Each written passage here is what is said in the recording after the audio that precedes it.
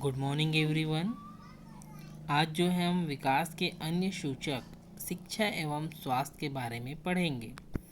कल के वीडियो में मैंने आपको बताया था कि कैसे औसत आय से प्रति व्यक्ति आय की जो असमानताएं हैं वो छिप जाती हैं। एक प्रश्न भी है आपकी बुक में कि स्पष्ट कीजिए कि औसत आय से प्रति व्यक्ति आय जो है छिप जाती है। मैंने आपको एक एग्जाम्पल के द्वारा समझाया था। आई होप कि सबको समझ में आया होगा। चलिए हम देखते हैं विकास के अन्य सूचक शिक्षा एवं स्वास्थ्य।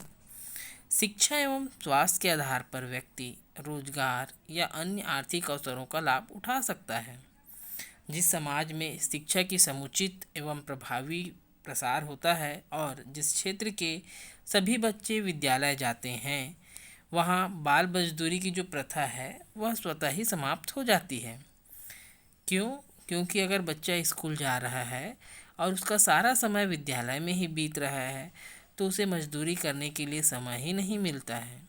इस प्रकार जहाँ पर सभी बच्चे विद्यालय जाते हैं वहाँ पर बाल मजदूरी अपने आप ही समाप्त हो जाती है। व्यक्ति का समाज में किसी प्रकार का शोषण होता है तो वह शिक्षा पाकर उसका विरोध करने में अधिक समर्थ हो जाता है। यदि समाज में किसी व्यक्ति का शोषण हो रहा है, जब वो शिक्षा ग्रहण करता है तब उसे अपने अधिकारों की जानकारी होती है। तब वह अपने अधिकारों को प्राप्त करने के लिए और अपने शोषण के विरुद्ध लड़ने के लिए अधिक समर्थ हो जाता है। स्वास्थ्य सुविधाओं का लाभ उठाकर रोगों से बचाव किया जा सकता है। शिक्षा एवं स्वास्थ्य की उपलब्धता एवं इसका प्रभाव केवल उन्हीं व्यक्तियों तक सीमित नहीं रहता है जिन्हें लाभ मिलता है, वरन समाज के अन्य सदस्यों पर भी इसका प्रभाव पड़ता है। कि कोई व्यक्ति शिक्षा ग्रहण करता है, स्वास्थ्य सेवाओं का लाभ उठाता है, तो केवल शिक्षा ग्रहण करने वाले व्यक्ति को या स्वास्थ्य सेवा लेने वाले व्यक्ति को ही जो है इसका लाभ नहीं मिलता है, बल्कि इसका फ़ायदा जो है उस समाज के सभी सदस्यों पर पड़ता है। एक स्वस्थ एवं शिक्षित व्यक्ति की प्रेरणा से दूसरे लोगों को भी आगे बढ़ने का अवसर मिलता है। समाज में जब एक कोई व्यक्ति है जो स्वस्थ है, निरोगी है और शिक्षित है, उसको देख के दूसरे लोगों को भी प्रेरणा मिलती है कि वे भी उसी प्रकार का बने और उन्हें आगे बढ़ने का अवसर मिले।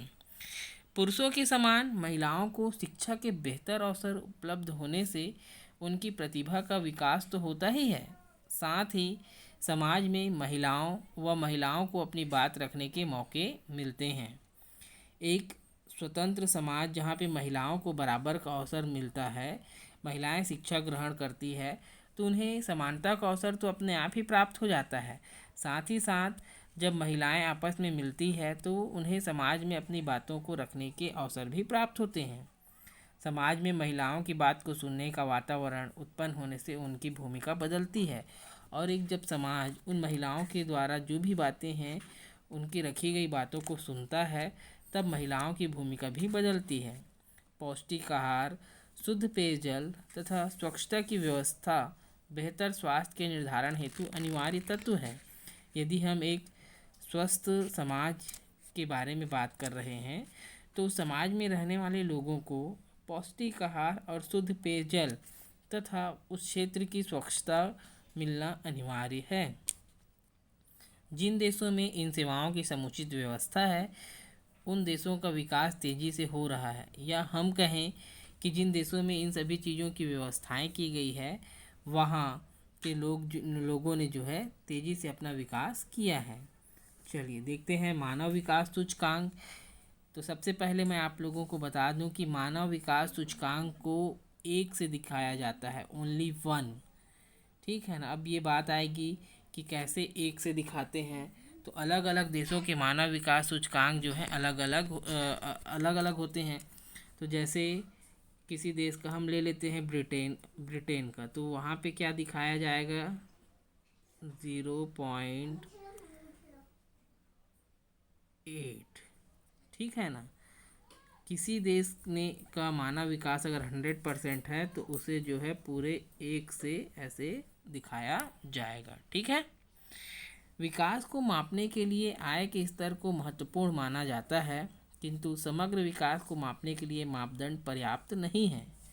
ठीक है ना। विकास को मापने के लिए जो है आय के स्तर को जो है महत्वपूर्ण माना जाता है कि कैसे आय से जो है हम किसी व्यक्ति के विकास या देश के विकास के बारे में जान सकते हैं। परंतु इससे जो है संपूर्ण विकास को मापने के लिए ये जो मापदंड है वो पर्याप्त नहीं है। हमें अन्य मापदंडों के बारे में भी विचार करना होगा। इसकी सूची लंबी हो सकती है, पर हम कुछ चुने हुए मापदंडों को लेते हैं।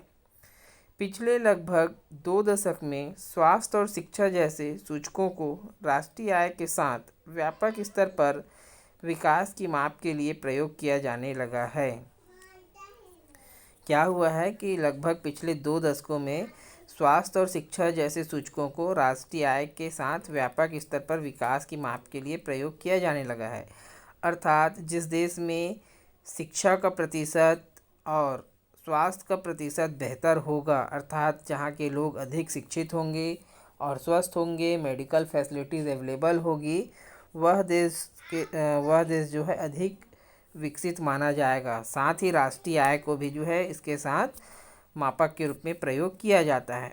उदाहरण के लिए हम देखते हैं, संयुक्त राष्ट्र विकास कार्यक्रम द्वारा प्रकाशित मानव विकास रिपोर्टों में विभिन्न देशों की तुलना उनके शिक्षा, स्वास्थ्य एवं जीवन प्रत्याशा के आधार पर की जाती है।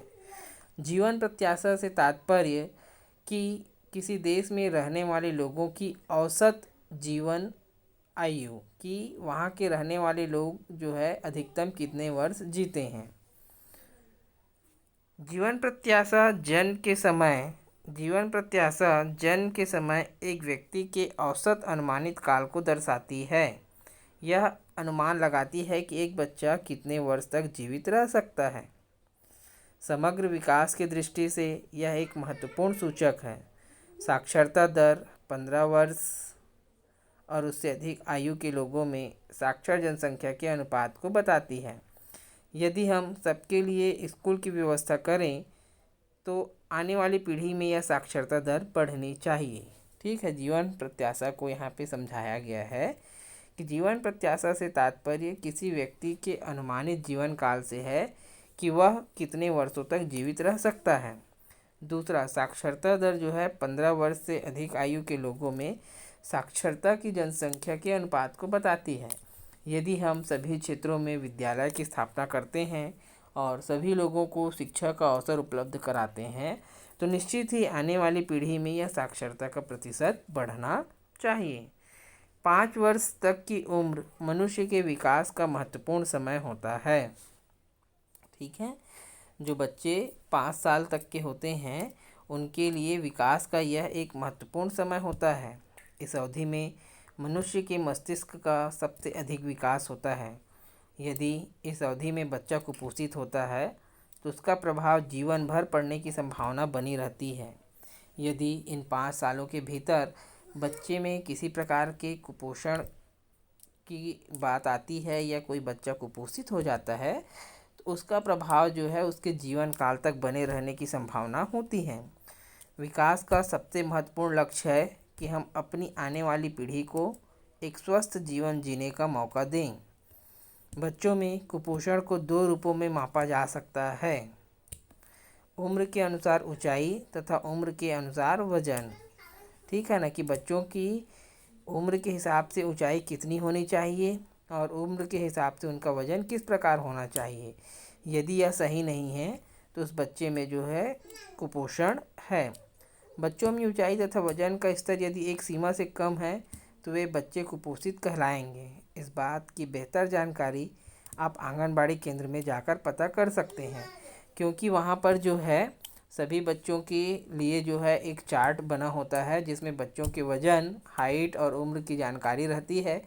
इस हिसाब से जो है वहाँ पर कुपोषित बच्चों की जानकारी इकट्ठा की जाती है और आंगनबाड़ी केंद्रों में जो है बच्चों को जो है कुपोषण को दूर करने के लिए पौष्टिक भोजन की व्यवस्था की जाती है ताकि बच्चों में होने वाले कुपोषण को दूर किया जा सके। यहाँ पर जो है एक तालिका दी हुई है जिसे हम देखते हैं, भारत व पड़ोसी देशों के चयनित मानव विकास सूचक वर्ष 2010। देखिए, देश है नेपाल। जीवन प्रत्याशा है वहाँ के लोगों का 69 साल, मतलब वहाँ रहने वाले प्रत्येक व्यक्ति जो है औसतन 69 साल जीते हैं। साक्षरता दर जो 15 साल के बच्चे हैं प्लस हैं उसमें वो 59% है। उम्र के अनुसार कम ऊंचाई प्रतिशत 49 कुपोषण का स्तर बता रहा है। उम्र के अनुसार कम वजन का प्रतिशत 39। इसी प्रकार भारत का भी दिया हुआ है। इससे हमें जो है वहाँ पर बच्चों के कुपोषण का पता चलता है।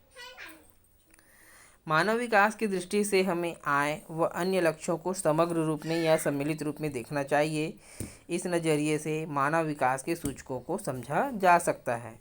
विकास का प्रभाव मानव जीवन पर झलकना चाहिए। शिक्षा स्वास्थ्य संबंधी सूचकांक इसके सबसे अहम पहलू हैं। विभिन्न देशों के बीच तुलना करने के लिए हम प्रति व्यक्ति आय की तुलना करते हैं। देशों की अलग अलग मुद्राओं को अमेरिकी डॉलर के अनुरूप देखते हैं, यानी $1 कितने रुपए के बराबर होगा या कितने युआन या कितने नेपाली रुपए के बराबर होगा। ठीक है ना। हम क्या करते हैं कि विभिन्न देशों के बीच तुलना करने के लिए हम जो है प्रति आय देखते हैं कि किस देश में व्यक्तियों की आय कितनी है। इसके लिए जो है हम अलग अलग देशों की मुद्रा को जो है डॉलर के अनुरूप में देखते हैं। मान लीजिए अमेरिका में एक व्यक्ति के पास $100 है और वह व्यक्ति भारत आता है तो उसके पास कितने रुपए होंगे। ध्यान दीजिएगा, अमेरिका में एक व्यक्ति के पास $100 है और वह व्यक्ति भारत आता है तो उसके पास कितने रुपए होंगे। $1 ₹65 बाज़ार भाव के अनुसार उसके पास लगभग 6,500 रुपये होंगे, परंतु यहाँ हम बाज़ार भाव का उपयोग नहीं करते। यदि बाज़ार भाव नहीं लेते तो डॉलर और रुपए में अनुपात कैसे निकाला जा सकता है। विभिन्न देशों के सर्वेक्षणों के आंकड़ों के द्वारा यह पता करते हैं कि $1 में समान मात्रा में कितनी वस्तु और सेवा खरीदी जा सकती है। उपयुक्त उदाहरण में मान लीजिए कि एक व्यक्ति $100 खर्च करके अमेरिका में कुछ वस्तुएं खरीदता है। अब जब वह भारत आता है तो उसी मात्रा में वस्तुओं को खरीदने के लिए उसे कितने पैसे खर्च करने होंगे। मान लीजिए उस व्यक्ति ने भारत में उसी सामान के लिए 3500 रुपये खर्च किए, यानी कि $1 35 रुपये के बराबर हुआ। ऐसा करने से क्रय शक्ति बराबर रखी जा सकती है। ठीक है बच्चों, इसमें बताया गया है कि $1 की कीमत जो है 65 रुपये है। अगर उस हिसाब से $100 को देखें तो वो भारतीय रुपए में जो है 6,500 रुपये होंगे।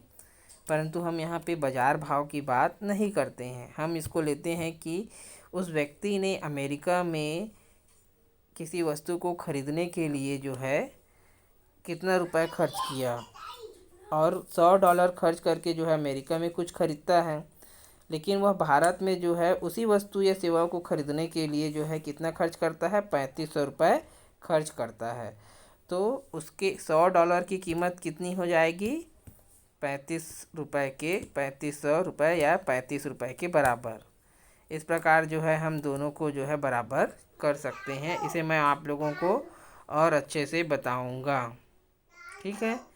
क्रय शक्ति के आधार पर तुलना बेहतर क्यों है, इस तालिका को देखते हुए भारत और चीन की तुलना कीजिए। देखिए यहाँ पर जो है एक हमको तालिका दी हुई है जिसमें प्रति व्यक्ति आय डॉलर में बताया गया है। भारत जो है वह 5,497, यानी कि भारत का जो व्यक्ति है वो एक वर्ष में लगभग 5,497 अमेरिकी डॉलर में पैसे कमाता है।